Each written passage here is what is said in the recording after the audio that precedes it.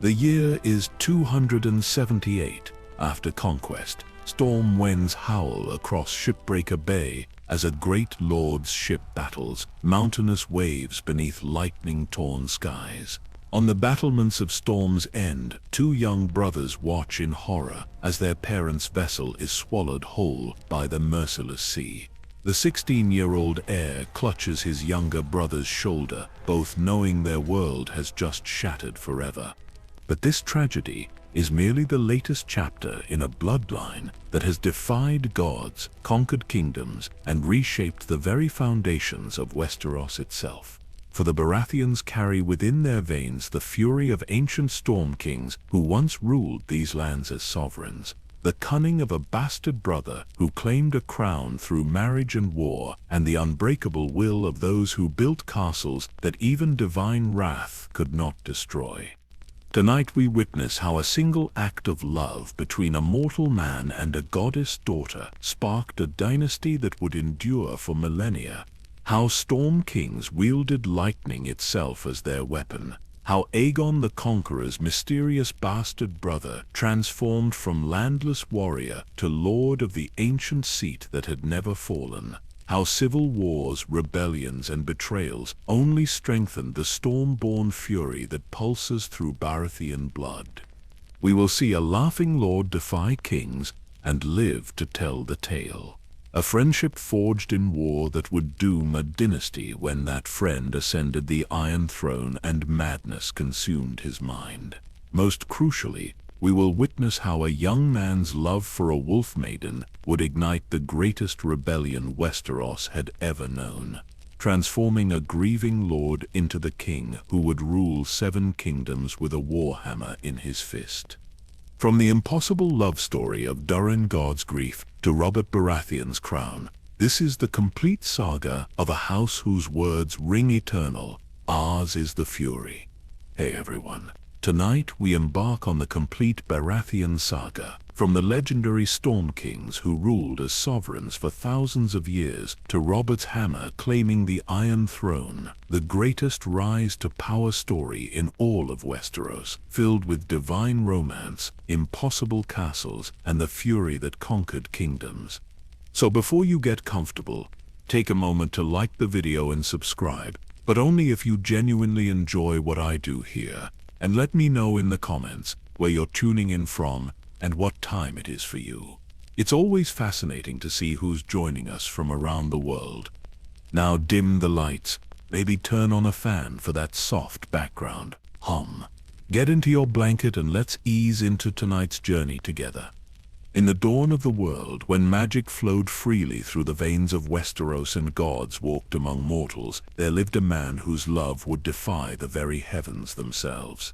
Durran was his name, though history would remember him as Durran Godsgrief, and he was destined to become the first Storm King through an act of passion so bold that it would shake the foundations of the earth and sea. The ancient tales passed down through countless generations of maesters and storytellers speak of a time when the children of the forest still danced beneath heart trees and giants walked the earth like living mountains. In this age of wonders, the gods were not distant beings dwelling in 7 heavens, but active forces whose powers shaped the very landscape of the known world. Along the storm-lashed coasts of what would one day be called the Stormlands, Durran ruled as a petty king over a handful of fishing villages and warrior bands. His domain was small, his castle modest, and his name known only to the scattered tribes who called the southeastern shores of Westeros their home. Yet fate had chosen this unremarkable lord for a destiny that would echo through the ages. The sea god ruled the gray-green waters of the narrow sea with absolute dominion, commanding storms and tides with the fury of his divine will. His consort, the goddess of the wind, danced through the skies above, her breath filling the sails of ships and bending the great trees of forest and field. Together, they had birthed a daughter whose beauty surpassed all mortal understanding. Eleni was her name, and she possessed the ethereal grace of her mother's winds and the deep, mysterious power of her father's endless seas.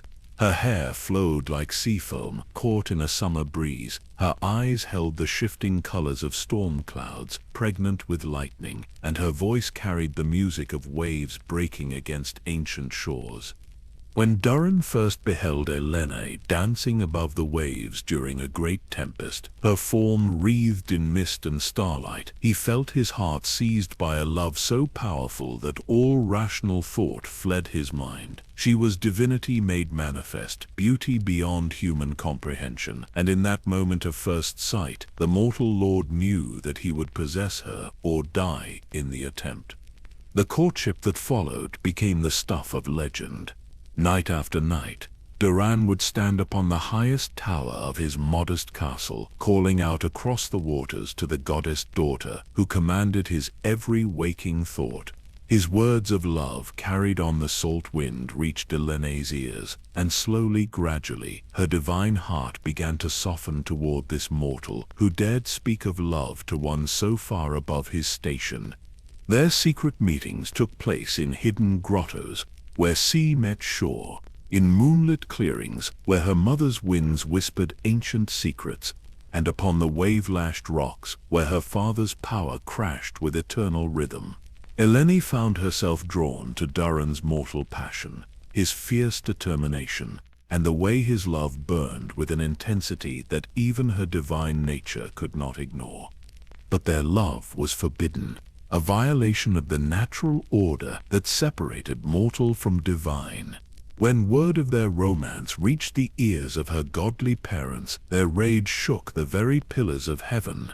The sea god's fury turned the waters black with storm, while the goddess of the wind sent howling gales that tore the roofs from houses and uprooted ancient oaks. Yet Durran's love had grown beyond all reason and caution. On a night when the moon hung dark and the stars seemed to weep silver tears, he convinced Elene to flee with him, to abandon her divine realm and become his mortal bride. Together, they escaped to his castle, where Durran immediately began preparations for a wedding that would bind them together for all eternity. The marriage ceremony took place at dawn, with only Durran's most trusted knights and household servants as witnesses. As the words were spoken that made goddess wife to mortal king, the very air seemed to crackle with supernatural tension. Elene's divine nature flickered like candle flame as she chose love over immortality, mortality over her celestial heritage. But the gods would not suffer such defiance to go unanswered. The sea god's voice boomed across the waters like rolling thunder, promising destruction beyond imagining. The goddess of the wind shrieked her rage through every valley and hilltop, vowing that no shelter would protect the mortal who had stolen her daughter from the divine realm. And so began the war between heaven and earth that would forge the mightiest fortress ever built by human hands, create the bloodline of storm kings, and establish a dynasty whose fury would one day claim the Iron Throne itself. The fury that the sea god unleashed upon Durran and his beloved Elene became the crucible that forged something unprecedented in the history of Westeros. 7 times the divine wrath destroyed Durran's castle, each structure larger and more ambitious than the last. 7 times the mortal king rebuilt, driven by a love that refused to bow before even the gods themselves.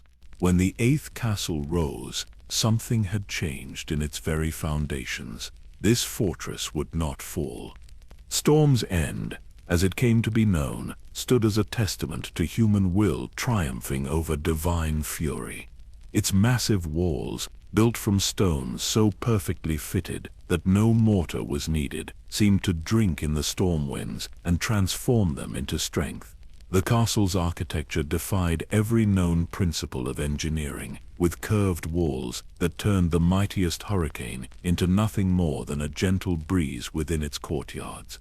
From this impossible fortress, Durran founded a dynasty that would span millennia. His children inherited not only his mortal determination, but something of their divine mother's power. The blood of Elene flowed in their veins, granting them an affinity for storms that other men could never understand. They could read the language written in lightning across dark skies, feel the rhythm of thunder in their bones, and harness the fury of tempests as weapons of war.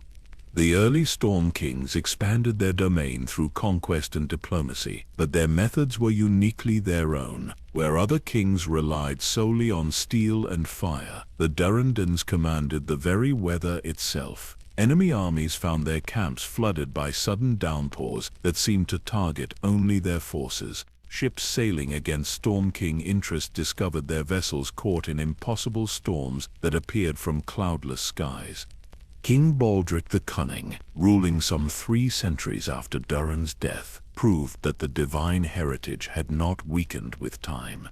His expansion into the fertile lands of the Reach came not through massive battles, but through a campaign of weather warfare that left his enemies bewildered and demoralized.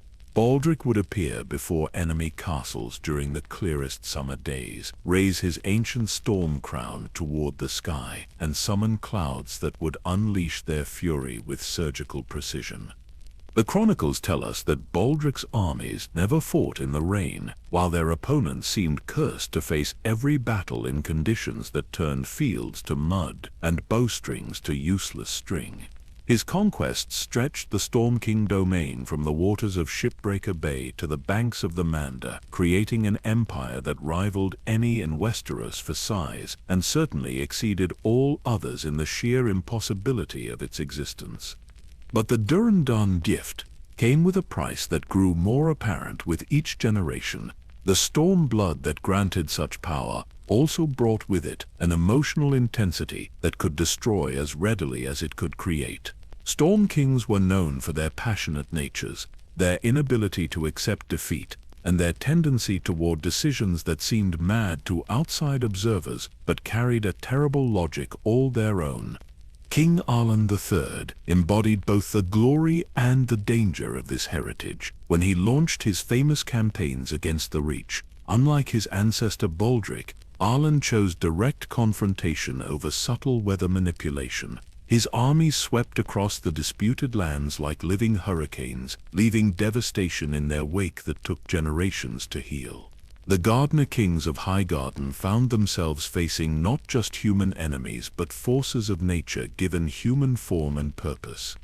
The war between Arlan and the Gardeners lasted 17 years, transforming the borderlands between the Stormlands and the Reach into a wasteland of broken castles and abandoned fields. Entire noble houses vanished from history during this conflict, their names remembered only in the songs that bards no longer dared to sing in certain halls. Yet Arlan's fury, once unleashed, could not be easily contained.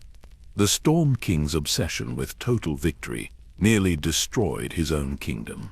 His demands for men and resources to fuel his endless campaigns drained the Stormlands of their strength. Noble houses that had served the Durrandons faithfully for centuries began to whisper of rebellion, not because they lacked loyalty, but because they feared their king's stormblood had finally driven him to madness. Only the intervention of his own Stormlords, led by the ancient House Swan, finally convinced Arlan to accept a peace that left him master of vast new territories, but ruling over a realm that had been bled nearly white to achieve them. The lesson was clear to those wise enough to read it. The Stormblood was both gift and curse, and Storm Kings who forgot this balance did so at their peril.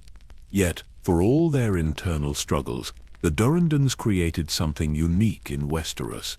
Their kingdom became a place where merit mattered more than birth, where a knight could rise to lord status through valor in battle, and where the ancient codes of honor were not mere words but living principles that shaped every aspect of governance. The Storm Kings developed a legal system based on trial by combat that gave even the lowest born a chance to prove their truth against the mightiest lords. This tradition of earned nobility created a warrior culture unlike any other in the Seven Kingdoms. Storm King armies were renowned not just for their supernatural assistance from weather, but for the individual skill and dedication of every soldier. A Stormlander knight was considered the equal of any warrior in Westeros, while their common soldiers fought with a ferocity that came from knowing their courage could elevate their families for generations. The cultural achievements of the Storm Kings extended far beyond warfare. Storm's End became a center of learning where maesters studied the mysteries of weather and wind, developing knowledge that would prove invaluable to sailors and farmers throughout Westeros. The great library of Storm's End contained texts on meteorology that existed nowhere else in the known world, written by scholars who had spent their lives trying to understand the divine legacy that shaped their kingdom. Architecture flourished under Storm King patronage, though no structure ever equaled the impossible perfection of Storm's End itself. Throughout the Stormlands, castles and holdfasts rose that incorporated the weather-resistant techniques developed over centuries of dealing with supernatural storms. These buildings still stand today, their walls scarred by countless tempests but unbroken by time or war. The final centuries of Storm King rule saw the bloodline reach its greatest heights and face its gravest challenges. The kingdom had grown to encompass nearly a third of eastern Westeros, stretching from the Dornish borders to the lands around King's Landing. Yet this expansion brought them into conflict with powers that would test even their divine heritage. The Dornish princes proved particularly troublesome opponents, their desert warfare tactics neutralizing many of the advantages that Stormblood provided. You cannot flood a desert, and lightning strikes hold less terror for people accustomed to the blazing fury of an unforgiving sun. The southern campaigns became grinding affairs of attrition that drained Storm King resources without providing the decisive victories their ancestors had achieved. Meanwhile, new threats were gathering across the Narrow Sea. Reports reached Storm's End of silver-haired conquerors, with dragons at their command. And even the Stormblood could not entirely suppress the chill that such news brought to Durran hearts. Dragons were creatures of fire and air, elements that had never bowed to storm winds or acknowledged the authority of weather kings. The last great Storm King, Argilac the Arrogant, represented both the pinnacle of his line's achievements and the fatal flaws that would destroy them. He had inherited all the power and pride of his ancestors, along with their dangerous inability to recognize when the world around them had changed beyond their ability to control. His reign would see the end of an age and the birth of a new dynasty that would carry the Stormblood into an uncertain future. As dragons appeared on the horizon, and the old world prepared to die, the impossible castle of Storm's End stood ready to weather one final storm, the greatest it had ever faced. The morning after the Battle of the Last Storm dawned gray and silent over a field littered with the broken dreams of an ancient kingdom. Argilac the Arrogant lay dead, his storm crown shattered, his legendary sword claimed by the bastard warrior who had ended 3 centuries of Durran rule in a single day. Yet from this ending came a beginning that would prove even more remarkable than what had come before. House Baratheon stood over his fallen enemy, blood streaming from wounds that marked him as a true warrior, not merely a lucky victor. Those who witnessed that moment later claimed they saw something impossible in his eyes. The storm blood of the Durran seemed to recognize a kindred spirit, calling to something deep within House that even he had not fully understood until that moment. He was Aegon's bastard brother, this much was known, but what man truly was he beyond that simple designation? The transformation that followed would become the stuff of legend. When House married Argella Durran in the Great Hall of Storm's End, he did more than claim a bride. He adopted the yellow stag of House Durran. Their words, ours is the fury, and something far more precious than heraldry or mottos. The ancient compact between the Storm Kings and their people passed to him, along with responsibilities that no outsider had ever been asked to bear. Integrating a conquered kingdom requires more than military victory, and House proved himself a master of the subtler arts of rulership. Rather than replacing the existing noble houses with his own supporters, he convinced the Stormlords that their traditions would be preserved under his leadership.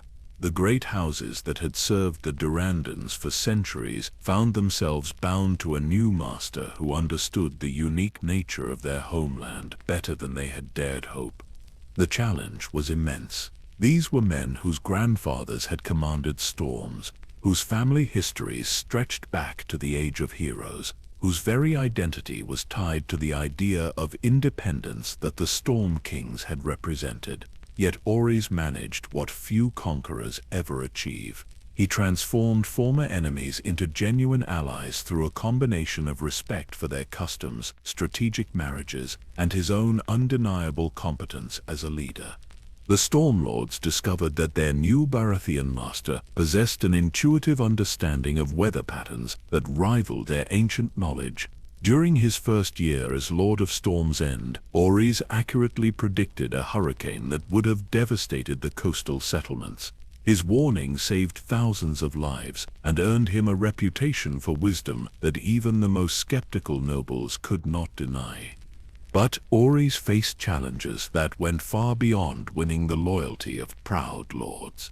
The Dornish princes, sensing weakness in the transition of power, launched raids across the southern borders that tested the new regime's ability to protect its people. These attacks came during the most vulnerable period of Orys' rule, when his authority was still being established and his new subjects were watching carefully to see how their Targaryen-appointed lord would handle the first real test of his leadership. The Dornish campaigns that followed proved Orys possessed not just political skill but the warrior's instincts that had made him Aegon's most trusted general. His response to the raids was swift and devastating, combining traditional Stormlander tactics with new strategies learned during the conquest. The message was clear to both enemies and subjects. Storm's End had a new master, but the fury of the Stormlands remained as dangerous as ever. During one particularly brutal engagement near the Prince's Pass, Orys lost his sword hand to a Dornish blade. The injury could have been seen as a sign of weakness, an indication that the Stormblood had not truly passed to the new lord. Instead, Orys turned his mutilation into a symbol of his commitment to his new people. He had shed his blood in defense of the Stormlands, and the scar would always remind both him and his subjects of the price he was willing to pay for their protection. The loss of his sword hand forced Orys to adapt his fighting style, and in doing so he discovered new aspects of the Storm heritage that previous lords had never explored.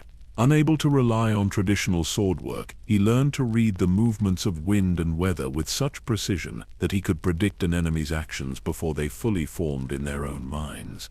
This almost supernatural awareness made him an even more formidable opponent than he had been before his injury. His revenge against the Dornish lord who had maimed him became the stuff of legend throughout the Stormlands. Orys tracked his enemy across the red sands of Dorne for 3 years, learning the harsh lessons of desert warfare while never abandoning his pursuit. When he finally cornered Lord Weil in the ruins of an ancient keep, their single combat lasted from dawn until dusk. Orys emerged victorious, carrying his enemy's sword hand as proof that the fury of Storm's End could not be quenched by any earthly power. The administrative challenges of ruling the Stormlands under the new Targaryen system required skills that went far beyond military prowess. Orys had to balance the traditional independence of the Storm Lords with the centralizing demands of Aegon's new kingdom. This meant creating new institutions that preserved the essence of Storm King governance while acknowledging the reality of royal authority from King's Landing. The solution he developed became a model for other regions struggling with similar transitions. Orys established regional councils where the great lords could voice their concerns and participate in important decisions, while ensuring that ultimate authority remained with the crown. This system satisfied the Stormlord's need to feel heard while giving Orys the tools he needed to implement royal policy effectively. Economic transformation proved equally challenging.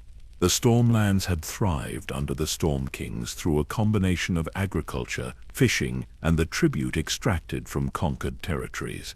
Under Targaryen rule, the region needed to find new sources of prosperity that aligned with the broader economic policies of a unified Westeros. Orys encouraged trade relationships that had been impossible during the constant warfare of the independent kingdoms, opening new markets for Stormlander goods throughout the realm. The establishment of new trade routes brought unprecedented prosperity to many regions that had languished during the final centuries of Storm King rule. Ports along the coast of Shipbreaker Bay expanded dramatically as merchants discovered the advantages of dealing with suppliers who could guarantee safe passage through historically dangerous waters. The Stormlord's ancient knowledge of weather patterns proved invaluable to sailors, creating a new industry based on meteorological consulting that generated wealth for noble houses whose incomes had previously depended entirely on warfare. Marriage alliances became crucial tools for binding the old regime to the new. Orys arranged matches between his supporters and the daughters of prominent Stormlander houses, creating family bonds that transcended political loyalties. These unions were not mere transactions, but genuine partnerships that helped heal the wounds left by conquest and civil conflict. Perhaps most importantly, Orys preserved the martial traditions that had always defined Stormlander culture. Rather than attempting to pacify a warrior society, he channeled their fighting instincts into service for the crown. Storm's End became a source of elite troops for royal campaigns, its knights renowned throughout Westeros for skill and loyalty. This military service provided an honorable outlet for the aggressive tendencies that might otherwise have led to rebellion. The question of succession presented unique challenges. Orys had no sons of his own blood, a fact that created uncertainty about the future of House Baratheon and the stability of Targaryen rule in the Stormlands. The solution came through adoption and marriage alliances that bound his chosen heir to both the Baratheon name and the ancient traditions of the region. This established a precedent for merit-based succession that would influence Baratheon family dynamics for centuries to come. When Orys finally died in 37 AC, he left behind a transformed kingdom that had successfully bridged the gap between its independent past and its integrated future. The Stormlands were no longer the domain of sovereign Storm Kings, but they retained their essential character while contributing to the broader strength of the Targaryen realm. The foundation he laid would support House Baratheon through all the challenges that lay ahead. Nearly a century had passed since Orys Baratheon claimed Storm's End, and the great castle had weathered many storms, both literal and political. The Baratheon lords who succeeded the founder had maintained the delicate balance between regional autonomy and royal loyalty, building a reputation for dependability that made them valued allies of the Iron Throne. Yet no amount of past service could prepare them for the crisis that would tear the Targaryen dynasty apart and force every great house to choose between competing claims to the crown. Lord Boros Baratheon faced a decision that would echo through the ages when messengers bearing the black banners of House Targaryen arrived at Storm's End on a wind-lashed evening in 129 AC. The great lord who ruled from the ancient seat was a man of simple tastes and straightforward thinking, uncomfortable with the subtle games of politics that had consumed King's Landing in the years leading up to the Civil War. His inability to read complicated him in court, but his honest nature and martial prowess had earned him respect throughout the Stormlands. The succession crisis had been building for years, its roots stretching back to King Viserys' decision to name his daughter Rhaenyra as his heir. Despite having sons by his second wife, the ancient Targaryen custom of male preference in inheritance clashed with the king's personal wishes, creating a conflict that would divide the realm along lines that had nothing to do with justice or merit, and everything to do with power and precedent. When Rhaenyra's messenger arrived at Storm's End, he came bearing promises and threats in equal measure. Princess Rhaenyra, now calling herself queen, offered rich rewards for Baratheon support, including marriages between her sons and Lord Boros's daughters. The proposal was politically attractive, binding the ancient house to the royal bloodline, while elevating Boros's children to unprecedented heights of influence and power. Yet even as the Black Envoy spoke his carefully rehearsed words, another messenger was announced. This one bore the green banners of Queen Alicent and her son Prince Aegon II, who had been crowned king in a ceremony that deliberately excluded Rhaenyra and her supporters. The timing was no coincidence. Both sides in the emerging conflict understood that Storm's End represented more than just another great house to be courted. The Baratheons controlled the gateway between King's Landing and the loyal regions of the south, making their allegiance crucial to any military strategy. The Green Messenger brought different offers, but no less attractive ones. Aegon II promised Lord Borros a place on his small council, recognition of Baratheon, claims to certain disputed lands, and marriage alliances that would tie the house directly to the crown. More importantly, he offered something that appealed to Borros's straightforward nature: the promise that ancient laws and customs would be respected, that the realm would not be thrown into chaos by unprecedented changes to succession practices that had served the Targaryens well for over a century. But Lord Borros was not given time for careful deliberation. The political situation in King's Landing had deteriorated so rapidly that both sides needed immediate commitments from their potential allies. The luxury of weighing options and consulting with advisors was denied to him by the urgency of events unfolding in the capital. Within hours of receiving both messages, he would need to choose a side in a conflict that promised to devastate the realm regardless of who ultimately emerged victorious. The decision process revealed much about Borros' character and the political realities facing all the great lords during this crisis. He was fundamentally a conservative man who preferred established order to revolutionary change. The prospect of a queen regnant, however legitimate her claim might be according to her father's wishes, represented a departure from tradition that made him uncomfortable. Yet he was also pragmatic enough to recognize that Rhaenyra's cause had attracted powerful supporters and that opposing her carried significant risks. His choice, when it came, was influenced by factors that had little to do with the legal merits of either claim. The Green Messenger had arrived with a more impressive escort, suggesting that Aegon's supporters controlled more territory and resources than Rhaenyra's faction. The promises made by Aegon's representative seemed more concrete and immediate, while Rhaenyra's offers felt more speculative, dependent on a victory that was far from assured.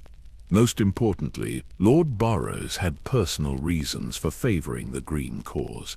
His relationship with several lords who had already declared for Aegon II made it politically advantageous to join their faction.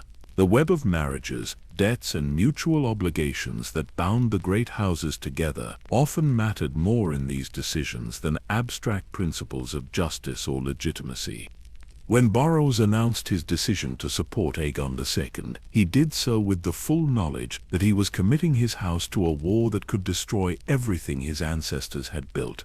The storm blood in his veins recognized the approaching tempest, and some part of him welcomed the chance to test Baratheon's strength against the greatest challenge they had ever faced.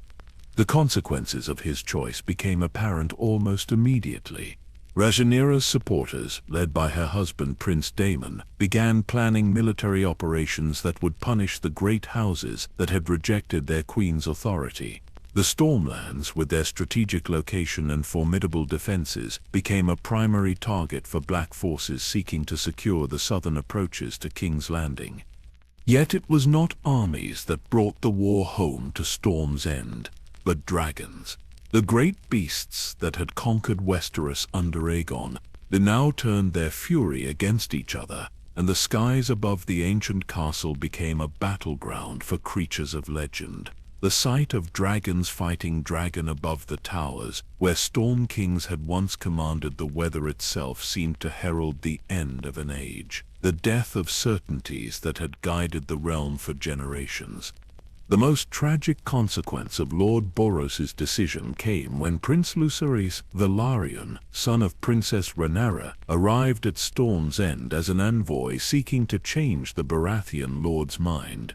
The young prince rode the dragon Arax, a beautiful creature whose pearl and silver scales caught the light like captured moonbeams. His mission was diplomatic, his intentions peaceful, but his presence at Storm's End coincided with that of Prince Aemon Targaryen, rider of the ancient dragon Vhagar. Aemon had come to Storm's End for his own purposes, seeking to strengthen the bonds between House Baratheon and the Green Cause through his personal presence and the intimidating sight of the largest dragon in the world. Vhagar was a creature of legend, a survivor from the days of Aegon's conquest, whose massive form blotted out the sun when she flew. Her presence at Storm's End was meant to demonstrate the power that supported Aegon II's claim to the throne. The confrontation between the two dragon princes in Lord Borros's hall crackled with tension that had been building for years. These were not strangers meeting for the first time, but cousins whose families had been driven apart by ambition and competing loyalties. Personal grievances mixed with political differences to create a volatile situation that tested even Borros's ability to maintain the ancient laws of hospitality that protected envoys from harm. When Lucerys departed Storm's End, rejected but unharmed, he flew directly into the teeth of a storm that seemed summoned by the fury of the moment. Prince Aemon followed. Despite Lord Borros's attempts to prevent the pursuit, what happened in the storm-lashed skies above Shipbreaker Bay would haunt both houses for generations to come. The death of Lucerys and his dragon Arax in the waters that had claimed so many Storm King vessels over the centuries marked a turning point in the Dance of Dragons. What had been a political dispute became a blood feud, and the restraints that might have limited the conflict's destructiveness were swept away by grief and rage. The boy prince's death above Storm's End transformed him into a martyr for his mother's cause, and gave Rhaenyra's supporters the emotional ammunition they needed to justify any atrocity committed in pursuit of victory. Lord Borros found himself at the center of a tragedy he had not intended and could not prevent. His simple desire to back the winning side in a dynastic dispute had led to consequences that would reshape the political landscape of Westeros. The storm blood that had always been both blessing and curse to his house seemed to have drawn this calamity to his very doorstep, reminding him that some fates cannot be escaped no matter how carefully one plans. The realm had barely recovered from the devastation of the Dance of Dragons when new threats emerged to test the stability that King Aegon III and his successors had worked so hard to rebuild. The Baratheon lords who ruled Storm's End during this period found themselves facing challenges that required different skills than their predecessors had needed. Where earlier generations had dealt with open warfare and clear enemies, the Blackfire era demanded mastery of espionage, political manipulation, and the subtle arts of detecting treason before it could fully bloom. Lord Lyonel Baratheon, who held Storm's End during the first and most dangerous of the Blackfire rebellions, understood better than most that legitimacy was a far more fragile thing than the massive walls of his ancient castle. The question of who truly deserved to sit the Iron Throne had consumed the realm during the dance, and now it arose again in a new form that threatened to be even more destructive than the Dragon Civil War. Daemon Blackfire possessed many of the qualities that made for a successful king. He was a warrior of exceptional skill, wielding the Valyrian steel sword that bore his name with artistry that reminded observers of the greatest knights of legend. His personal charisma drew followers from across the social spectrum, from great lords seeking advancement to common soldiers inspired by his vision of a realm governed by strength and merit rather than the accident of birth order. Yet for all his apparent virtues, Daemon was still a bastard, legitimized but not born to the purple, and this fundamental fact colored every aspect of his rebellion against his true-born half-brother King Durran II. The legal and moral arguments on both sides were complex, involving questions of precedent, royal prerogative, and the nature of legitimacy itself that had no clear answers in law or custom. Lord Lyonel's decision to support King Daeron rather than the charismatic pretender was based on calculations that went far beyond personal preference or abstract principles of justice. The Baratheon lord had learned from his family's experience during the dance that civil wars were catastrophes that destroyed far more than they created, regardless of which side ultimately prevailed. His primary concern was preventing another conflict that would devastate the realm and leave the survivors weakened before their enemies. The intelligence networks that Lionel established throughout the Stormlands during this period represented a new development in Baratheon governance. Previous lords had relied primarily on the loyalty of their bannermen and the strength of their armies to maintain order, but the Blackfire threat required more subtle tools. Daemon's supporters were not foreign invaders who could be met with conventional military force, but neighbors and former friends whose treason was hidden beneath familiar faces and protestations of continued loyalty. Identifying Blackfire sympathizers without destroying the bonds of trust that held the realm together required delicate work that tested Lionel's political skills to their limits. He could not simply arrest every lord who had ever expressed dissatisfaction with royal policies, nor could he ignore the genuine grievances that made Daemon's promises attractive to many who might otherwise have remained loyal to the crown. The solution he developed involved a combination of incentives and deterrents that addressed the root causes of discontent while making the costs of rebellion clear to potential traitors. Lords who had been marginalized by Durran's policies were given new opportunities to serve the crown in ways that utilized their talents and rewarded their loyalty. At the same time, those who seemed inclined toward treasonous thoughts discovered that their activities were being monitored with uncomfortable precision. The most challenging aspect of this counterintelligence work was maintaining the appearance of normal political discourse while actually conducting a sophisticated campaign to identify and neutralize potential threats. Lionel could not simply impose martial law without providing Daemon's supporters with evidence that the legitimate government had become tyrannical. Instead, he had to protect the realm from internal enemies while preserving the very freedoms that those enemies sought to exploit. The breakthrough came when Lionel's agents intercepted communications between known Blackfire supporters and mysterious benefactors across the Narrow Sea. The evidence revealed that Daemon's rebellion was not simply a domestic dispute about succession, but part of a broader conspiracy involving foreign powers who sought to weaken Westeros through civil conflict. This discovery transformed the political dynamics of the crisis by reframing Daemon's supporters as tools of foreign enemies, rather than legitimate critics of royal policy. Armed with proof of foreign involvement, Lionel could move against the conspirators without appearing to suppress legitimate political opposition.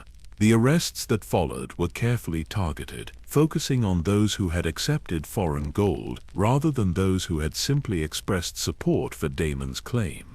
This distinction was crucial for maintaining public support for the crackdown while avoiding the appearance of tyrannical overreach. The military preparations that accompanied these political maneuvers revealed how much the art of war had evolved since the Dance of Dragons. Lycuanal understood that the coming conflict would not be decided by dragons or single combat between champions, but by the ability to maintain popular support while systematically undermining the enemy's capacity for organized resistance. The Baratheon forces that marched north to confront Daemon's army were not just soldiers, but participants in a comprehensive strategy that combined military action with political warfare. Every village they passed through became an opportunity to demonstrate royal authority and counter the propaganda that Blackfire agents had been spreading throughout the realm. The Battle of the Redgrass Field, when it finally came, was less decisive for its immediate military results than for the way it demonstrated the effectiveness of Lionel's comprehensive approach to the rebellion. Daemon's forces found themselves fighting not just the royal army, but the consequences of months of preparation that had isolated them from potential supporters and exposed their dependence on foreign assistance. Yet even victory brought new challenges. The defeat of Daemon Blackfire did not eliminate the underlying issues that had made his rebellion possible in the first place. Many of his supporters remained at large, and the example of his uprising inspired other pretenders who would emerge in subsequent generations to challenge royal authority with claims based on real or imagined grievances. The Second Blackfire Rebellion, which erupted during the reign of Durran's son King Aerys I, tested the lessons that Durran had learned during the First Uprising. This time the conspiracy was more sophisticated, involving detailed plans for simultaneous uprisings across multiple regions that would stretch royal forces beyond their capacity to respond effectively. Lord Lionel's son, who had inherited both Storm's End and his father's network of informants, discovered the plot during its early stages through information provided by agents who had spent years infiltrating Blackfire circles. The intelligence revealed that the rebels planned to use a great tournament as cover for a gathering of conspirators who would coordinate their regional uprisings. The royal response to this intelligence demonstrated how much the Crown's counterintelligence capabilities had improved since the First Rebellion. Rather than simply canceling the tournament or arresting the known conspirators, the authorities allowed the gathering to proceed while secretly monitoring every participant and documenting their communications with unprecedented detail. The result was a comprehensive understanding of the Blackfire network that enabled targeted operations against the rebellion's leadership while preserving evidence that could be used to justify future actions against other potential threats. The tournament at White Walls became a trap that eliminated an entire generation of conspirators without the massive bloodshed that had characterized the First Rebellion. These successes established the Baratheons as masters of the intelligence arts that would prove increasingly important as the Targaryen dynasty faced new challenges in the years ahead. The skills developed during the Blackfire era, the networks established to combat those rebellions, and the lessons learned about the nature of political loyalty would all prove invaluable when future crises tested the stability of the realm. The final Blackfire uprising, crushed during the reign of Aegon V, represented the end of an era in more ways than one. By that time, the conspirators seemed almost anachronistic, clinging to claims and grievances that had lost their relevance to a new generation that faced different challenges and embraced different solutions to the realm's problems. The ease with which this final rebellion was defeated demonstrated that the Baratheon approach to counterintelligence had succeeded in its ultimate goal of making treason not just dangerous but irrelevant. In the annals of Westeros, few men have embodied the raw essence of Baratheon fury quite like Lionel, known to history as the Laughing Storm. His very nickname captured the paradox that defined him, a man whose joy in life was matched only by his capacity for devastating rage when that joy was threatened. Born during the reign of Durran II, Lionel came of age in a realm that had learned to value political calculation over personal honor, compromise over confrontation. Yet the storm blood that flowed in his veins would not be tamed by the diplomatic niceties of a more civilized age. The seeds of Lionel's greatest triumph and most dangerous rebellion were planted during the childhood of Prince Duncan Targaryen, heir to King Aegon V. The match between Duncan and Lionel's daughter had been arranged when both children were barely old enough to understand what marriage meant, but the political implications were clear to anyone who studied the careful balance of power that held the realm together. House Baratheon would be bound to the royal family through blood, their ancient storm castle serving as an unbreachable foundation for Targaryen rule. For Lionel, this betrothal represented far more than political advancement. His daughter was the light of his life, a spirited girl who had inherited her father's infectious laughter and her ancestral line's fierce independence. In her, he saw the future of House Baratheon elevated to heights that even the Storm Kings had never achieved. She would be queen, her children would wear crowns, and the ancient words, "Ours is the fury," would echo through the Red Keep itself. The arrangement also satisfied Lionel's deep need for recognition of his house's importance to the realm. The Baratheons had served the Targaryens faithfully for 2 centuries, their loyalty tested by civil wars and rebellions, their strength providing stability when other great houses wavered in their commitments. This royal marriage would be acknowledgement that such service deserved the highest possible reward. Years passed as the children grew toward adulthood, and both families made elaborate plans for a wedding that would symbolize the unbreakable bond between Storm and Dragon. Lionel invested enormous resources in preparing for celebrations that would demonstrate Baratheon wealth and power to the entire realm. Every detail was planned with meticulous care, from the guest lists that included nobles from across Westeros to the tournaments that would showcase the martial prowess of Storm's End's knights. Yet Prince Duncan had grown into a young man whose romantic inclinations followed paths that his royal father had never anticipated. During a progress through the Riverlands, he encountered Jenny of Oldstones, a mysterious girl whose beauty and gentle nature captured his heart completely. The stories say she sang to him of ancient kings and forgotten magic, her voice carrying melodies that seemed to echo from the Age of Heroes itself. When word reached Storm's End that Prince Duncan had married this common-born girl in a secret ceremony, Lionel's reaction shook the very foundations of his ancient castle. The Laughing Storm's fury was not the hot anger of a moment, but the cold, calculated rage of a man who understood exactly what had been stolen from him and his family. This was not simply a broken betrothal, but a fundamental rejection of everything he had worked to achieve. The political implications were staggering. Lionel had spent years building alliances based on the assumption that his daughter would be queen, making promises and accepting obligations that now seemed like fool's bargains.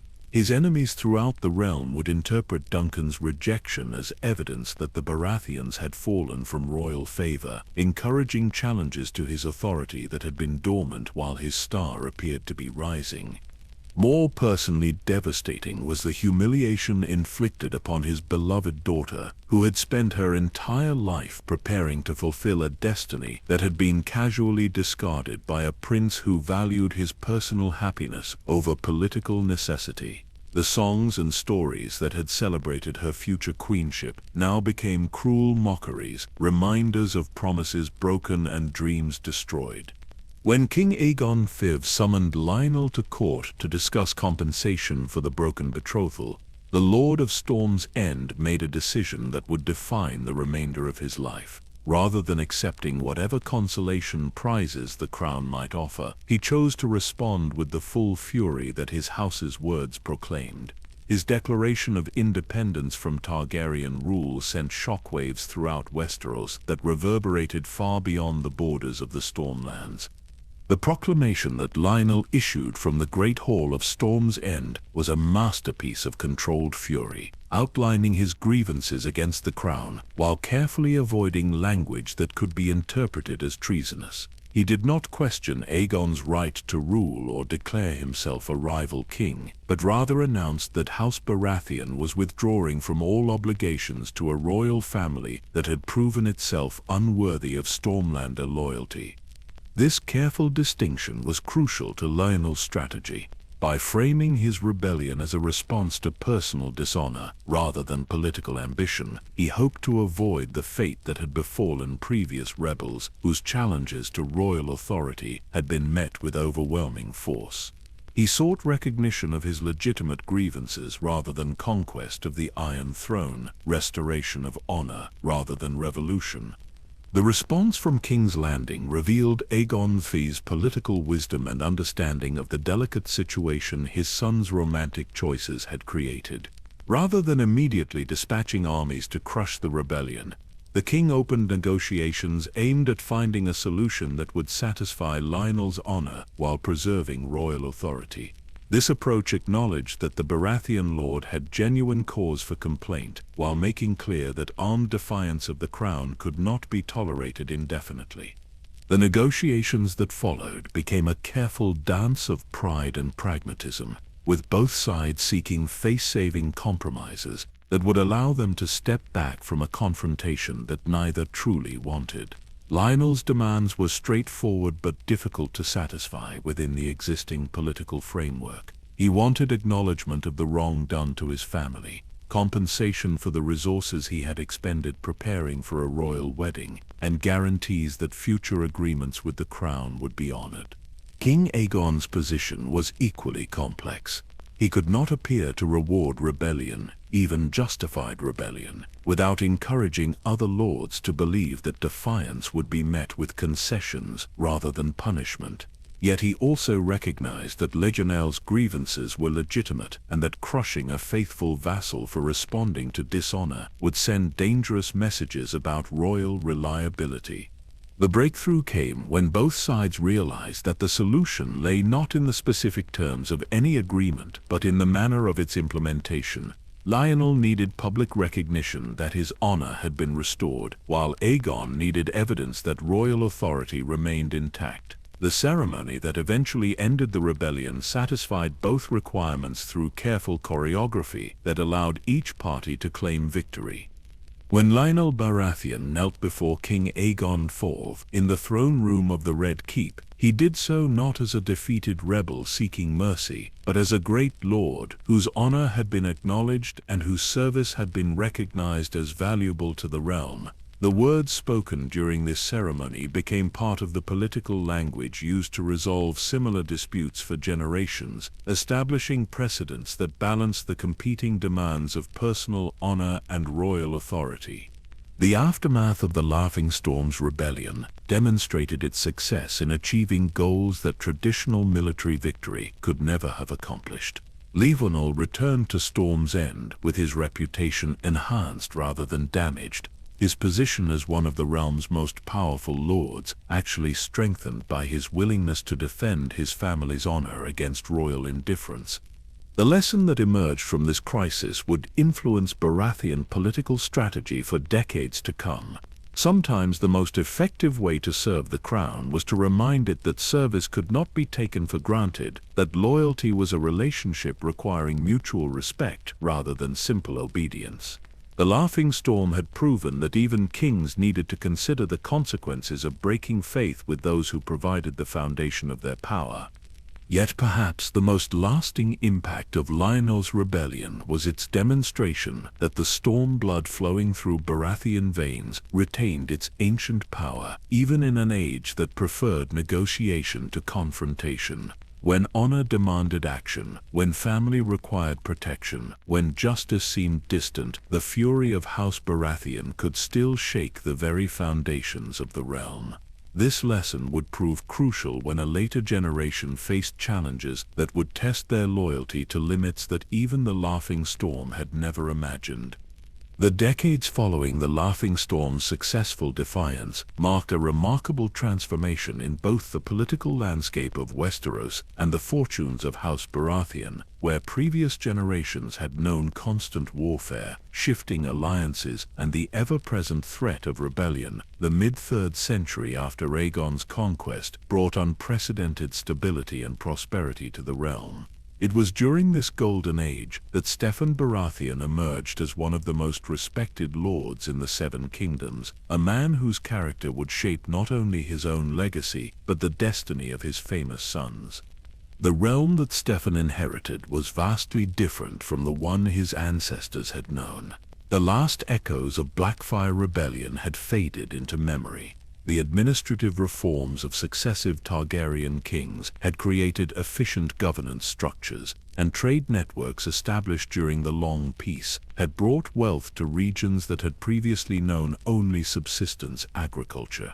The Stormlands, with their strategic coastal position and newfound political stability, were perfectly positioned to benefit from these transformative changes. Steffon's emergence as a significant political figure began during his youth at court, where his natural charisma and keen intellect quickly earned him recognition among the most promising young nobles of his generation. Unlike many of his peers, who seemed content to enjoy the privileges of noble birth without corresponding responsibilities, Steffon displayed an unusual combination of ambition and genuine concern for the welfare of the realm that marked him as future leadership material. His friendship with Prince Aerys Targaryen developed during their shared service in the Royal Guard, where both young men learned the practical skills of warfare while being exposed to the complex political realities that shaped royal policy. This relationship, forged in the camaraderie of military service and strengthened through shared experiences of danger and triumph, would become one of the defining factors in Stefan's later career and ultimately in the fate of his eldest son. The bond between Stefan and Aerys represented more than simple personal affection. In many ways, their friendship embodied the ideal relationship between crown and nobility that the Targaryen dynasty had always sought to achieve. Stefan possessed the regional knowledge, military experience, and practical wisdom that made him an invaluable advisor, while Aerys brought the broader perspective and ultimate authority necessary for effective royal leadership. When reports reached Westeros of renewed Blackfire activity in the Stepstones, organized around the pretender Meleys the Monstrous, both friends recognized the threat that this final resurgence posed to the stability they had worked so hard to preserve. The coalition that assembled to confront this challenge included some of the most formidable military leaders in Westerosi history, but Stefan's role in the campaign would prove crucial to its ultimate success. The War of the Nine Penny Kings, as historians would later call this conflict, tested all the lessons that the realm had learned from previous rebellions and foreign interventions. Unlike earlier Blackfire uprisings, which had been primarily domestic affairs, this rebellion enjoyed substantial support from the free cities, whose merchants and princes saw opportunity in Westerosi instability. The campaign required not just military victory, but diplomatic skill to prevent the conflict from expanding into a broader war with overseas powers. Stefan's performance during the Stepstones campaign revealed qualities that would serve his house well in the dangerous years ahead. His tactical innovations helped overcome defensive positions that had seemed impregnable, while his ability to coordinate with allied forces from other kingdoms demonstrated the diplomatic skills that made him valuable far beyond his military contributions. The friendship between him and Prince Aerys deepened under the stress of combat, creating bonds that seemed unbreakable. The victory celebration that followed Meleys's death marked the high point of Targaryen military prestige and established Stefan as one of the realm's most decorated war heroes. His return to Storm's End was triumphant, bringing with him not only personal glory, but substantial rewards that would finance the improvements and expansions that transformed his ancient castle into one of the most magnificent seats in Westeros. The marriage between Stefan and Cassana Estamont represented far more than a romantic union, though by all accounts genuine affection existed between them from the beginning. The alliance with House Estamont strengthened Baratheon naval capabilities significantly, bringing expertise in maritime affairs that complemented the land-based power that had always been Storm's End's foundation. This expansion of capabilities would prove crucial during the challenges that lay ahead. Cassana herself was a remarkable woman whose intelligence and political acumen made her an ideal partner for a lord whose responsibilities extended far beyond his own lands. Her family connections throughout the eastern regions provided Stefan with information networks and influence that enhanced his effectiveness as both regional leader and royal advisor. Their partnership became a model for the kind of collaborative marriages that strengthened the great houses during this period. The prosperity that flourished throughout the Stormlands during Stefan's prime years reflected both his personal competence and the broader economic trends that favored regions with good harbors and efficient administration. Storm's End became a major trading hub, its markets drawing merchants from across the narrow sea who appreciated the stability and fair dealing that Baratheon governance provided. This commercial success funded infrastructure projects that improved living conditions throughout the region. Cultural development accompanied economic growth as Storm's End evolved into one of the premier centers of chivalric culture in Westeros. The tournaments held there attracted knights from throughout the realm, while the castle's Great Hall became renowned for the quality of entertainment provided by visiting bards and storytellers. This cultural flowering reflected the confidence and optimism that characterized the realm during these golden years. The births of Stefan's three sons marked the culmination of his personal happiness and the apparent security of his dynasty's future. Robert, born in 262 AC, displayed from earliest childhood the strength and boisterous nature that would make him famous throughout Westeros. Stannis, following 2 years later, showed a more serious temperament but equal determination in pursuit of his goals. Renly, arriving 13 years after his eldest brother, brought joy and laughter that reminded many observers of his grandfather, the legendary Laughing Storm. Each son represented different aspects of the Baratheon heritage, embodying qualities that had appeared throughout their family's long history. Robert's physical prowess and magnetic personality echoed the warrior kings who had ruled the Stormlands in ancient times. Stannis's unwavering sense of duty reflected the administrative competence that had made the Baratheons valuable royal servants. Renly's charm and political instincts suggested a future leader who could navigate the complex court politics that increasingly dominated royal governance. The education that Stefan arranged for his sons reflected both his understanding of their individual natures and his recognition that they would face challenges different from those that had confronted previous generations.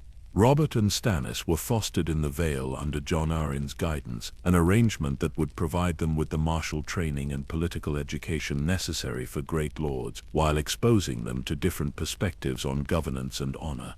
Yet, even during these years of unprecedented prosperity and apparent security, subtle signs of future troubles were beginning to appear.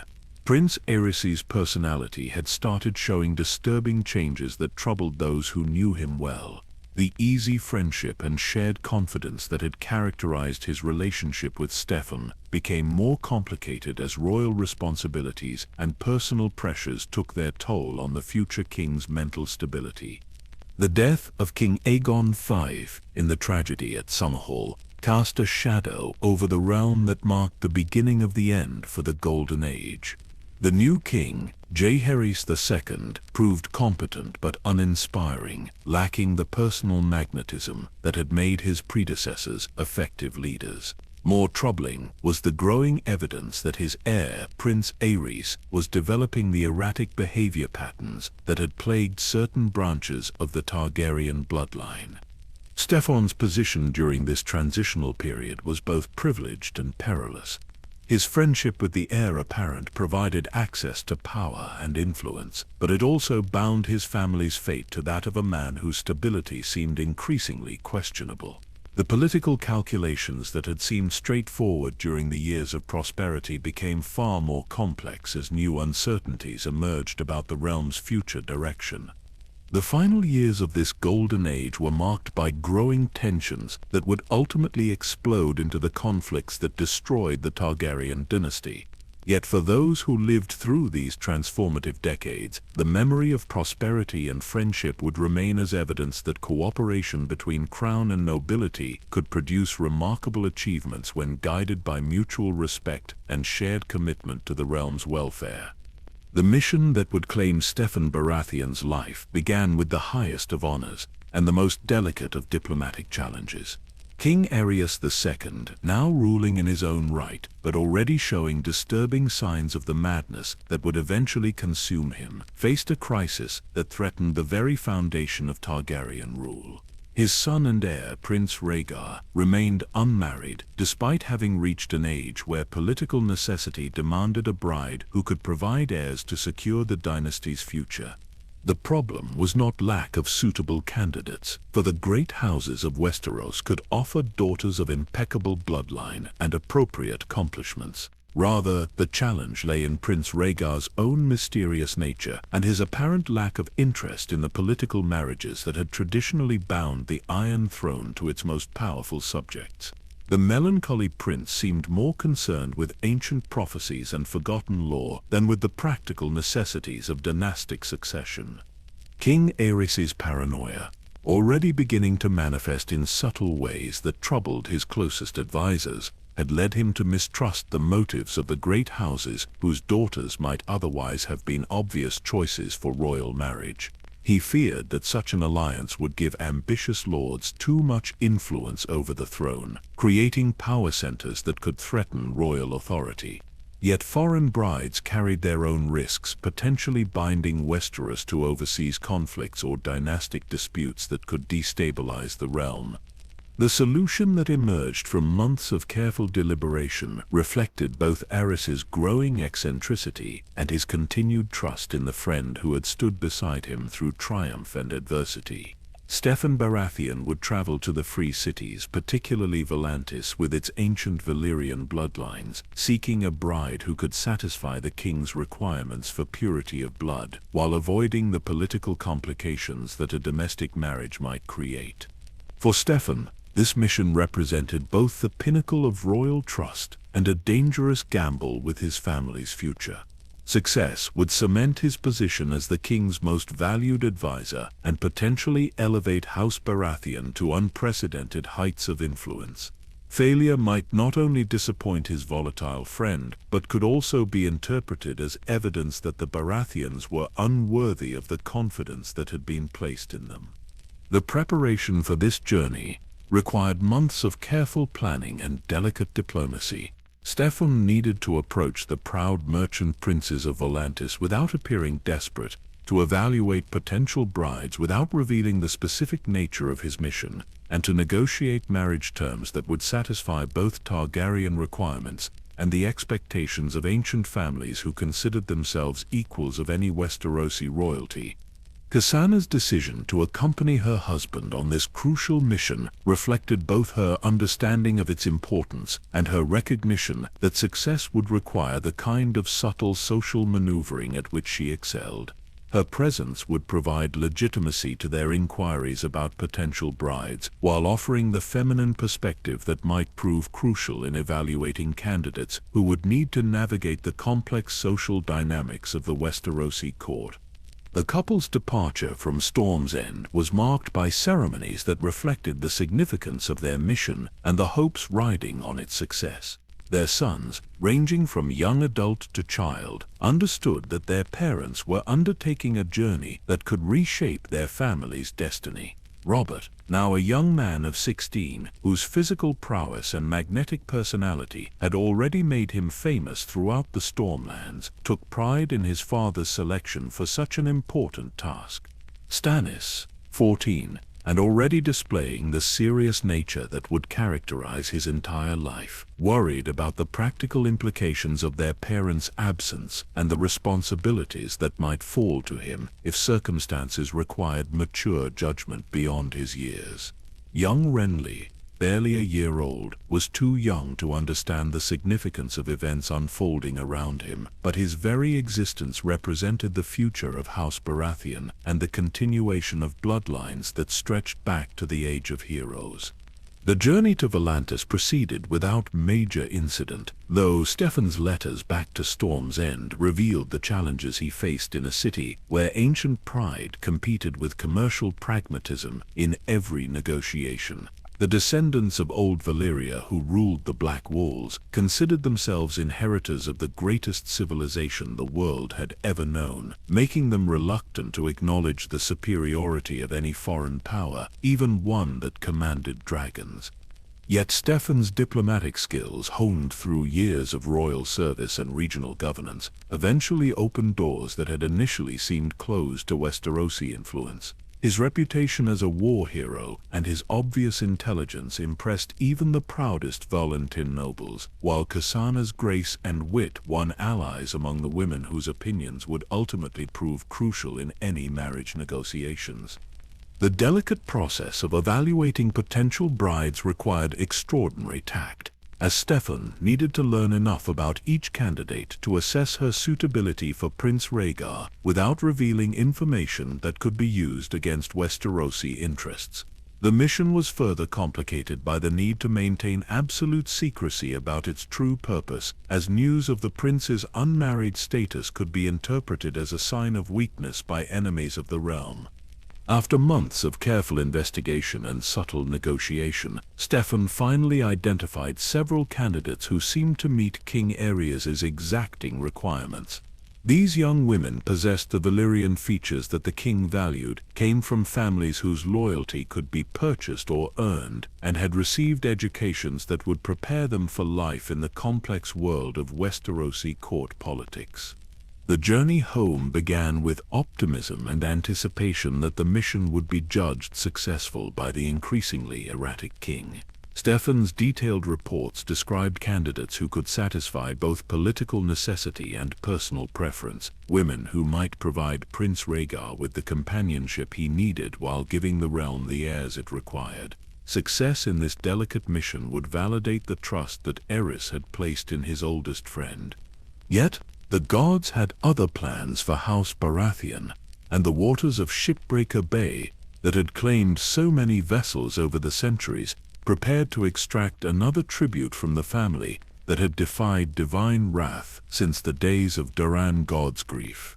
The autumn storms that season were particularly fierce, driven by winds that seemed to carry personal malice against any vessel that dared challenge their dominion.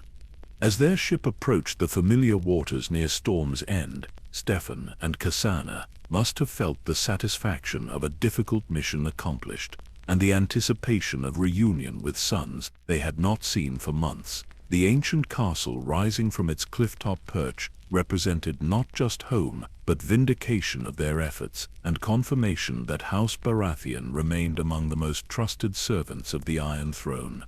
From the battlements of Storm's End, Robert and Stannis watched their parents' ship battle the mountainous waves that had been stirred to fury by winds that seemed to howl with supernatural rage.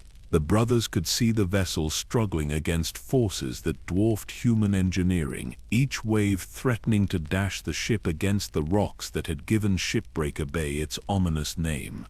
The final moments of the wreck unfolded with agonizing clarity, visible from the castle walls.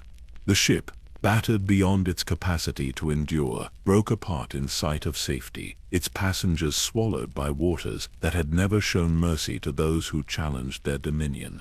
The boys watched in horror as their parents disappeared beneath waves that seemed to celebrate their victory over mortal presumption. Robert's reaction to this tragedy revealed depths of emotion that few had suspected lay beneath his jovial exterior. The young man, who had seemed destined for a life of pleasant lordship and regional influence, found himself thrust into responsibilities that would test every aspect of his character.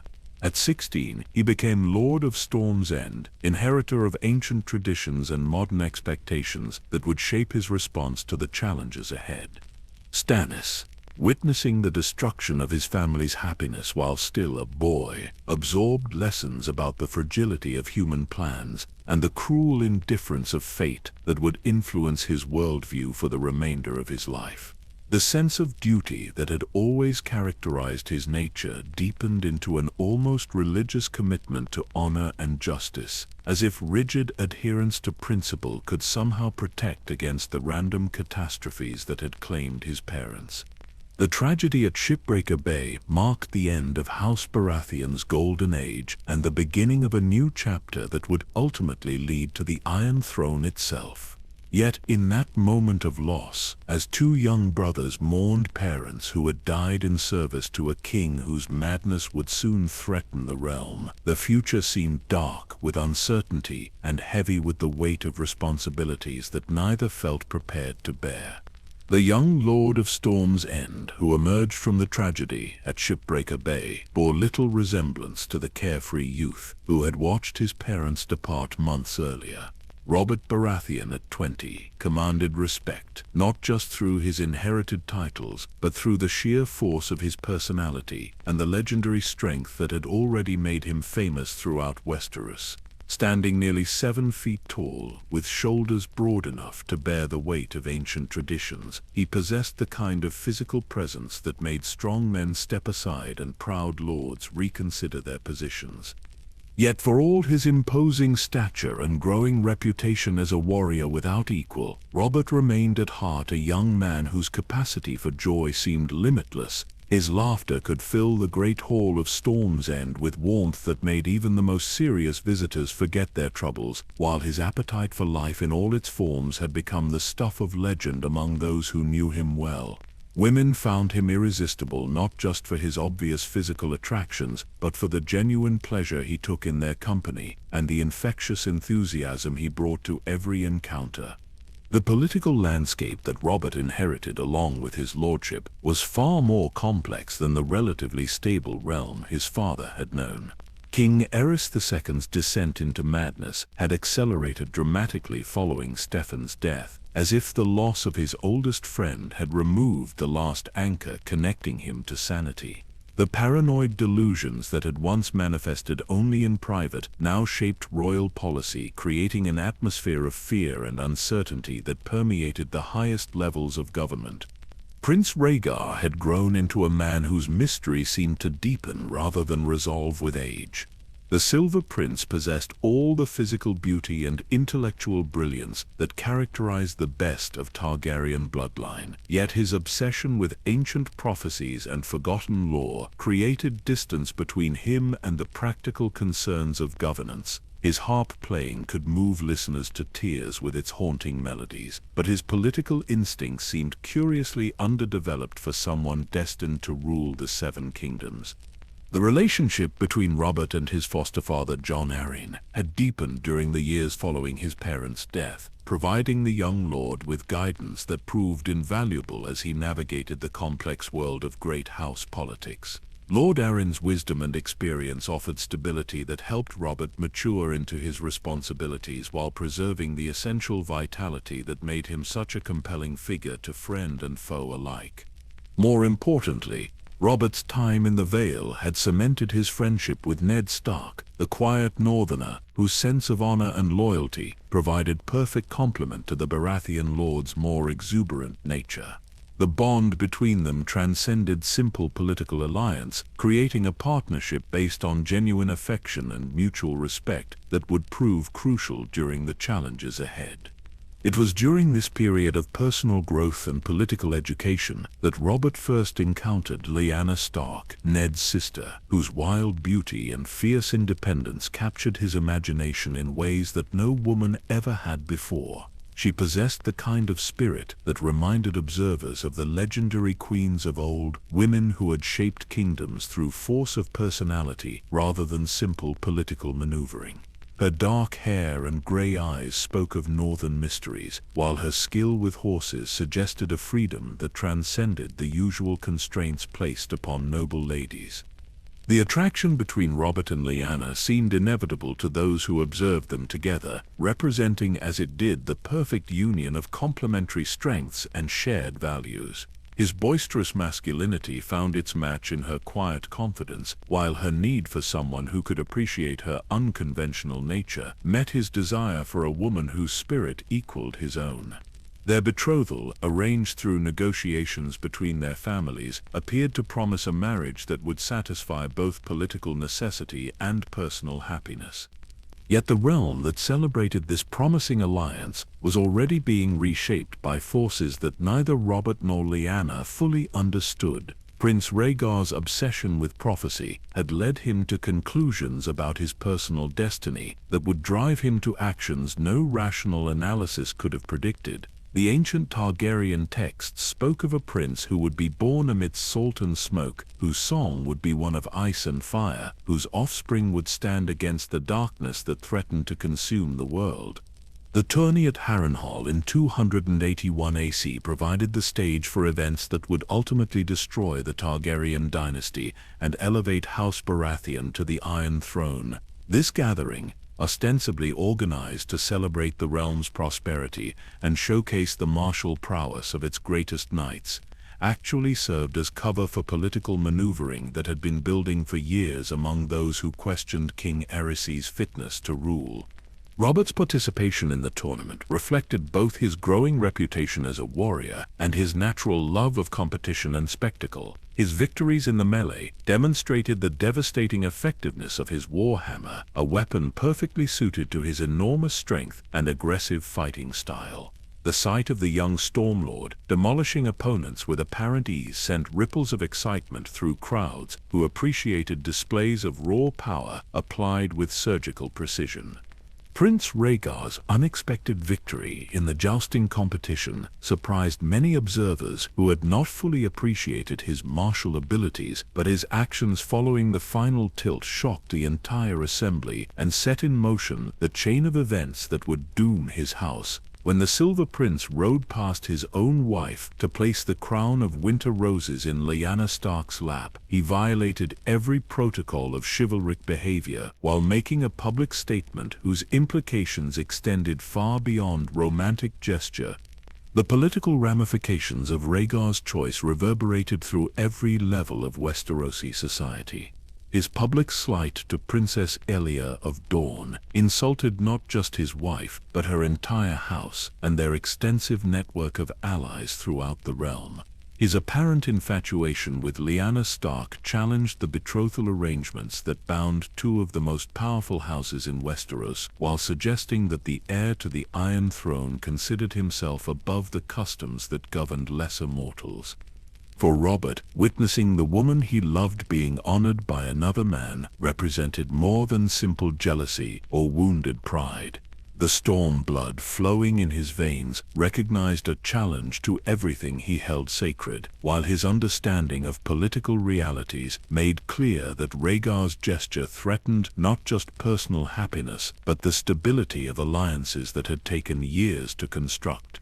The mysterious Knight of the Laughing Tree, whose identity was never conclusively established, but whose actions during the tournament added another layer of intrigue to an already complex situation, represented the kind of wild card that made political calculations impossible. The champion's intervention on behalf of mistreated servants demonstrated that traditional assumptions about social hierarchy were being questioned by forces that operated outside normal channels of power and influence.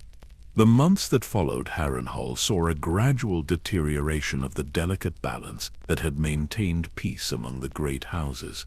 Rhaegar's behavior became increasingly erratic as his obsession with prophecy overwhelmed his political judgment, while King Aerys's paranoia reached new heights that made rational governance impossible. The realm that had seemed stable and prosperous just years earlier now teetered on the edge of catastrophe that no one seemed able to prevent. When news reached Robert that Lyanna had disappeared from Winterfell, allegedly abducted by Prince Rhaegar, the young lord's reaction embodied everything that made House Baratheon both powerful and dangerous. His fury was not the calculated anger of a politician seeking advantage, but the primal rage of a man whose most precious possessions had been stolen by someone he had trusted to honor the bonds that held civilization together. The storm that had been building for months finally broke when Brandon Stark rode to King's Landing, demanding that Rhaegar face him in single combat. The hot-blooded heir to Winterfell had inherited his family's sense of honor, but lacked the political wisdom that might have suggested more careful approaches to challenging royal authority. His public confrontation with the crown provided King Aerys with the excuse he had been seeking to act upon the paranoid delusions that had been consuming his sanity for years. The execution of Brandon and Rickard Stark in the throne room of the Red Keep marked the point of no return for a dynasty that had ruled Westeros for nearly 3 centuries. When King Aerys demanded that Jon Arryn surrender his wards Robert Baratheon and Eddard Stark for similar treatment, he was asking the Honorable Lord of the Vale to participate in judicial murder that violated every principle of justice and honor that bound the realm together. Lord Arryn's refusal to comply with these demands, and his call for the great houses to rise in rebellion against Targaryen tyranny, provided the political framework that transformed personal tragedy into revolutionary movement. Yet the emotional core of what would become known as Robert's Rebellion lay not in abstract principles of justice, but in the specific fury of a young man whose love had been stolen and whose friends had been murdered by those who should have protected them. The ancient words of House Baratheon, "Ours is the fury," had never seemed more prophetic than in the moment when Robert Baratheon raised his warhammer and swore to destroy the dynasty that had betrayed everything he held sacred. The storm that would reshape Westeros was about to break with all the terrible power that the blood of Storm Kings could command. The war that erupted across Westeros in the wake of the Stark executions was unlike any conflict the realm had witnessed since Aegon's conquest nearly 3 centuries earlier. Where previous rebellions had been regional affairs with limited scope and clear political objectives, Robert's rebellion threatened the very foundations of Targaryen rule while drawing battle lines that divided families and ancient alliances with unprecedented ruthlessness. The young Lord of Storm's End found himself at the center of a revolutionary movement that would either restore justice to the realm or destroy everything his ancestors had built in service to the Iron Throne. Robert's claim to the crown, though based on his great-grandmother Rhaelle Targaryen's bloodline, was far more complex than simple hereditary mathematics might suggest. His supporters understood that successful revolution required more than genealogical arguments, no matter how carefully constructed. They needed to present their cause as a restoration of legitimate governance rather than mere conquest, positioning Robert not as a usurper, but as the rightful heir to a throne that had been corrupted by Aerys's madness and Rhaegar's reckless disregard for law and custom. The political coalition that formed around Robert's cause represented a remarkable convergence of interests that transcended traditional regional loyalties and ancient rivalries. Lord Jon Arryn brought not only his own considerable military strength, but also the moral authority that came from his reputation for wisdom and honor. The Vale's knights, renowned throughout Westeros for their martial prowess and unwavering loyalty, provided a professional military corps around which the rebellion could organize its broader resistance to royal authority. Eddard Stark's leadership of the North added both military resources and emotional legitimacy that proved crucial to the rebellion's success. The brutal murder of his father and brother had created a thirst for justice that resonated throughout the northern kingdoms, while his personal relationship with Robert provided the kind of trusted partnership that enabled effective coordination between allied forces operating across vast distances. The challenge of raising the Stormlands in rebellion against a dynasty they had served faithfully for centuries required all of Robert's considerable charisma and political skill. Many of his bannermen retained deep loyalty to Targaryen rule, viewing the current crisis as a temporary aberration that could be resolved through negotiation rather than warfare. Others worried that rebellion against the crown would bring destruction to their lands regardless of its ultimate outcome, making them reluctant to commit their strength to a cause whose success seemed far from assured. Robert's solution to these concerns demonstrated the political maturity he had developed during his years of lordship and the wisdom he had absorbed from mentors like Jon Arryn. Rather than demanding immediate and total commitment from wavering allies, he built support gradually through a combination of personal appeals, practical incentives, and compelling demonstrations of royal tyranny that made neutrality increasingly difficult to maintain. The Battle of Summerhall marked Robert's emergence as a military commander of exceptional ability, revealing tactical instincts that transformed him from promising young lord to legendary war leader almost overnight. His victory over a substantially larger royal force demonstrated that loyalty to the Targaryens was far from universal, while his treatment of captured enemies showed the kind of magnanimous leadership that attracted wavering nobles to his cause. The strategic brilliance Robert displayed during this early engagement reflected his deep understanding of both military science and political psychology. He recognized that rebel forces needed not just to win battles, but to do so in ways that demonstrated their moral superiority over the royal armies they faced. Every victory had to serve dual purposes, weakening enemy capabilities while strengthening the political narrative that justified rebellion against established authority. His use of the war hammer as his signature weapon became symbolic of the rebellion's broader character, representing the kind of direct, honest approach to conflict that contrasted sharply with the subtle manipulations and hidden cruelties that had characterized Aerys's reign. Where royal forces relied on fear and intimidation to maintain discipline, Robert's army was held together by genuine loyalty and shared commitment to principles that transcended personal advantage. The recruitment strategies that built Robert's army into a formidable fighting force drew upon every aspect of his personality and political connections. His reputation for generosity and fair dealing attracted soldiers who might otherwise have remained neutral, while his obvious courage in battle inspired the kind of fanatical devotion that made his troops willing to face overwhelming odds. Stories of his personal interventions to save common soldiers spread throughout the realm, creating a mythology around his leadership that proved as valuable as any military advantage. The coordination between rebel armies operating in different regions required communication networks and strategic planning that tested every aspect of medieval military organization. Robert's ability to maintain effective cooperation with Jon Arryn's forces in the Vale and Ned Stark's northern armies, while conducting his own campaigns in the south, demonstrated administrative capabilities that few had suspected lay beneath his jovial exterior. The setback at Ashford, where Robert suffered his only significant defeat during the entire rebellion, provided crucial lessons about the limits of even the most inspired leadership when faced with superior numbers and disadvantageous terrain.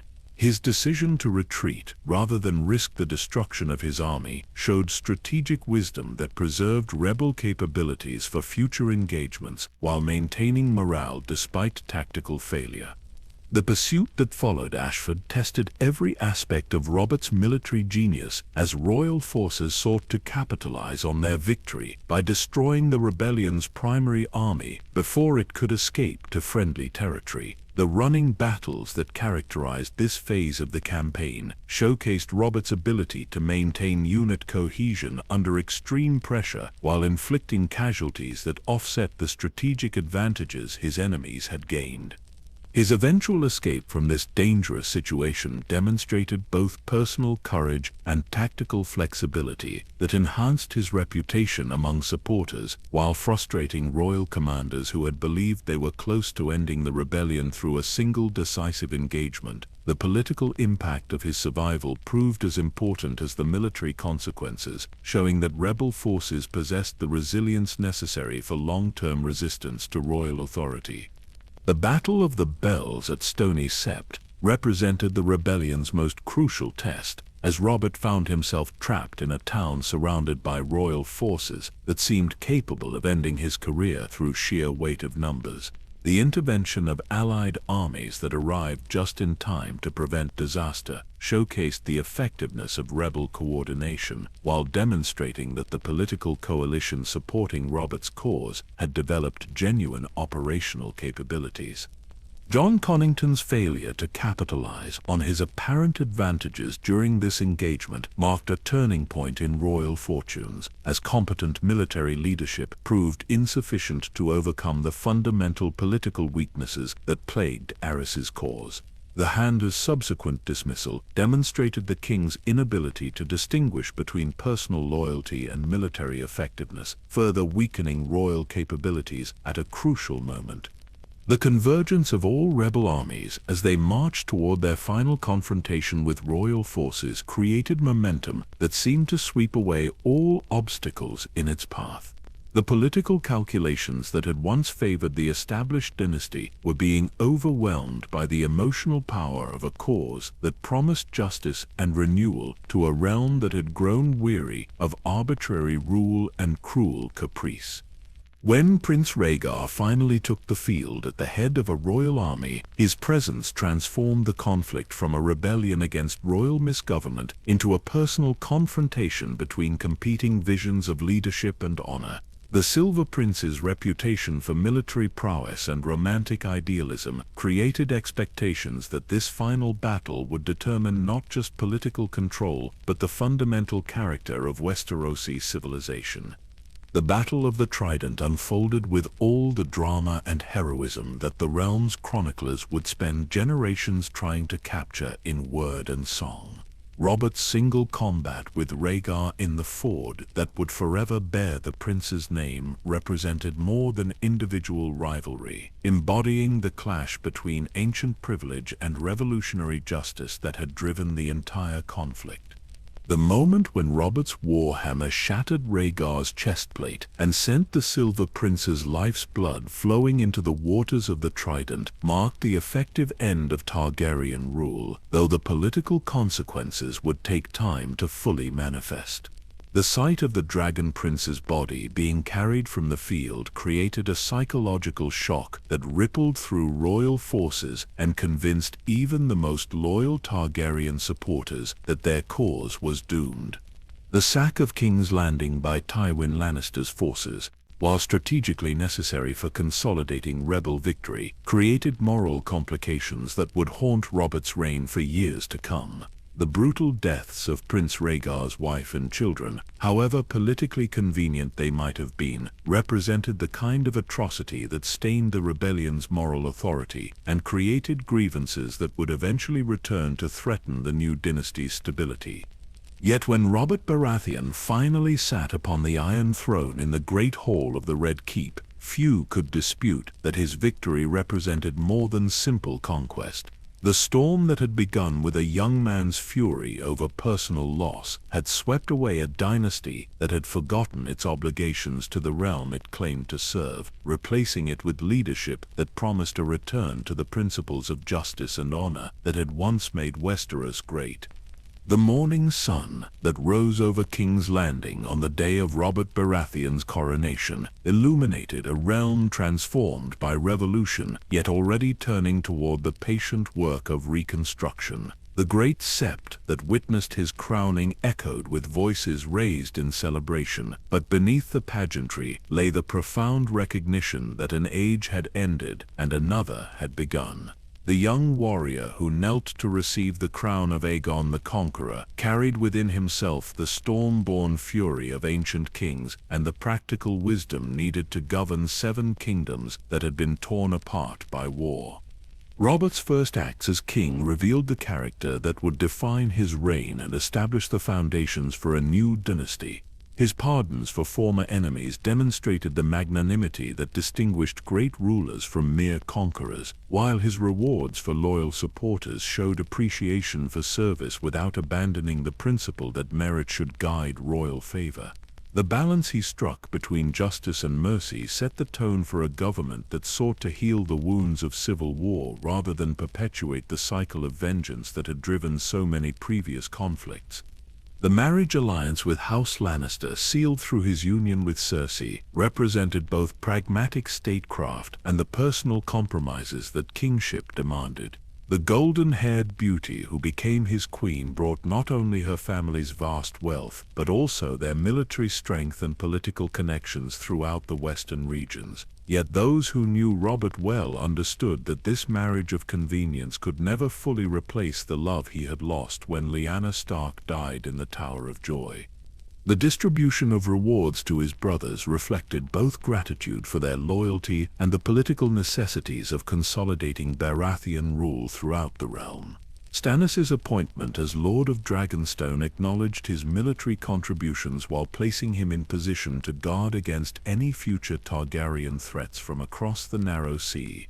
The ancient seat of Dragon Kings would now serve as an outpost for Stormlords, whose vigilance would protect the realm from the return of the dynasty they had overthrown. Renly's inheritance of Storm's End ensured that the ancient castle would remain in Baratheon hands, while providing the youngest brother with the resources and position necessary to become a major figure in the new political order. The transition from one generation of Baratheon lordship to the next was accomplished with none of the violence or uncertainty that had characterized so many previous dynastic changes, demonstrating the stability that Robert's victory had brought to institutions that had been shaken by years of misrule. Jon Arryn's appointment as Hand of the King represented more than personal loyalty or political debt. The wise Lord of the Vale brought to the position a lifetime of experience in governance and a reputation for fairness that helped legitimize the new regime among nobles who had supported the Targaryens from conviction rather than fear. His guidance would prove invaluable as Robert navigated the complex challenges of ruling a realm where former enemies needed to be transformed into loyal subjects. The early years of Robert's reign were marked by a prosperity that seemed to vindicate the rebellion's promise that good governance would follow Targaryen tyranny. Trade flourished as merchants discovered that the new king's policies favored commerce over the arbitrary taxation that had characterized Eris's final years. The great houses found their traditional privileges respected while being held to standards of justice that protected smaller lords and common folk from the abuses that had become commonplace under the previous dynasty. The suppression of the Greyjoy rebellion demonstrated that the new Baratheon regime possessed both the military strength and political will necessary to maintain the unity that Aegon the Conqueror had forged 3 centuries earlier. Robert's personal leadership during the Siege of Pike showed that kingship had not diminished his prowess as a warrior, while his treatment of the defeated Ironborn revealed the same combination of firmness and mercy that had characterized his approach to former Targaryen loyalists. The fostering of Theon Greyjoy at Winterfell, arranged as part of the peace settlement, reflected the kind of far-sighted political thinking that would help prevent future rebellions while strengthening the bonds between houses that had fought together during Robert's War. These personal connections, built through shared experience and mutual respect, created networks of loyalty that transcended simple political calculation. As the years passed, and the immediate challenges of establishing a new dynasty gave way to the routine business of governance, Robert's reign settled into patterns that reflected both his personal nature and the lessons learned during the struggle for the throne. The tournaments and feasts that became hallmarks of his court provided not just entertainment, but opportunities for the great houses to gather in peace, resolving disputes through competition and negotiation rather than warfare. The king's love of hunting, which took him away from King's Landing for weeks at a time, allowed capable administrators like Jon Arryn to manage the detailed work of government while maintaining the personal relationships with regional lords that kept the realm stable. These royal progresses through the countryside demonstrated that the new dynasty remained connected to the people it served, a marked contrast to the isolation that had characterized the final years of Targaryen rule. Yet even as Robert enjoyed the fruits of victory and the satisfaction of successful kingship, the echoes of ancient storms continued to resonate through the dynasty he had founded. The bloodline that had defied gods and conquered kingdoms carried within it both the strength that had made such achievements possible and the passionate nature that could make such strength dangerous when not properly channeled. The castle of Storm's End, now under Renly's lordship, remained a symbol of the impossible made real through will and determination. Its massive walls, which had withstood divine fury and human ambition for thousands of years, stood as testament to the enduring power of the house that had built its legacy upon defiance of fate itself. The storms that crashed against those ancient stones served as reminders that some forces could be endured but never truly conquered. In the Great Hall, where Storm Kings had once held court, where House Baratheon had claimed his bride and his new identity, where generations of lords had planned campaigns and celebrated victories, the banners now bore the crowned stag of a royal house. The yellow field and black antlers that had become synonymous with justice and strength throughout the Seven Kingdoms reflected the transformation of a regional power into the ruling dynasty of a united realm.